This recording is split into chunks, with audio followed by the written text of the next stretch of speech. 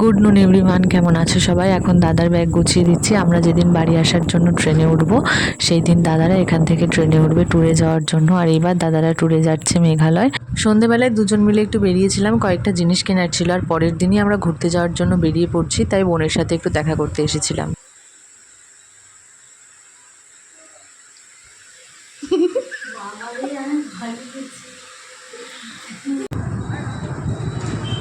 বোনের বাড়ি থেকে বেরিয়ে চলে এসেছিলাম মেড প্লাসে। এখান থেকে কয়েকটা ওষুধ নেওয়ার ছিল। তারপরে চলে এসেছিলাম জুতোর দোকানে। আমাদের তো মঙ্গলবার আসতে বলেছিল।